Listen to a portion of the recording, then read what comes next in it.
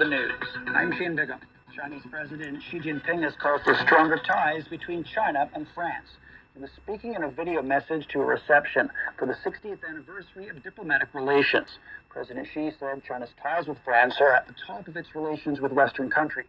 He said China and France should promote multipolarity and economic globalization and jointly respond to global challenges. French President Emmanuel Macron said France is ready to work with China to address global issues. He also called on the two countries to take the year of culture and tourism as an opportunity to advance exchanges, and especially between youth. Chinese Foreign Minister Wang Yi met with his Kenyan counterpart in Beijing. Wang said since the establishment of diplomatic ties 6 decades ago, China and Kenya have always supported each other and stayed committed to win-win cooperation. The senior diplomat hailed Kenya's adherence to the One China principle and said China is willing to strengthen governance exchanges and promote the joint construction of the Belt and Road Initiative. Musalia Mudavadi said the BRI has effectively boosted Kenya's national development, adding that this country will continue to actively participate in the China proposed concept of building a community with a shared future for mankind. Spokesperson Mu Qian of the Chinese Defense Ministry has denied reports claiming that China is supplying weapons to Hamas, who made the comment in response to Israeli reports claiming the Palestinian group is using Chinese-made equipment in its war against Israel. Wu said China's only offered aid, including food and medical assistance, to Gaza. Meantime, Wu said China firmly opposes any form of construction activity by the Philippines on the Nansha Islands in the South China Sea. He stressed that China is willing to resolve differences through bilateral dialogue and consultation, but warned of countermeasures should the country go down the wrong path. The mutual visa waiver policy between China and Singapore will come into force starting February the 9th. Authorities say Chinese and Singaporean citizens will be able to enter each other's countries and stay up to 30 days without a visa. Russia's accused Ukraine of deliberately shooting down a military plane carrying detained Ukrainian soldiers. Ukrainian President Volodymyr Zelensky has called for full clarity on the crash, accusing Russia of playing with the lives of Ukrainian prisoners. Che Bose has more.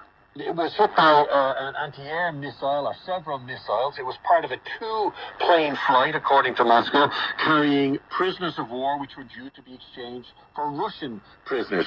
Now, unfortunately, the entire crew, escort, and 65 Ukrainian prisoners of war have died. And what we know is that the planes were a part of a two-plane flight. Initially, in the aftermath of the attack, it was suggested in Kiev that this was a military target shot down.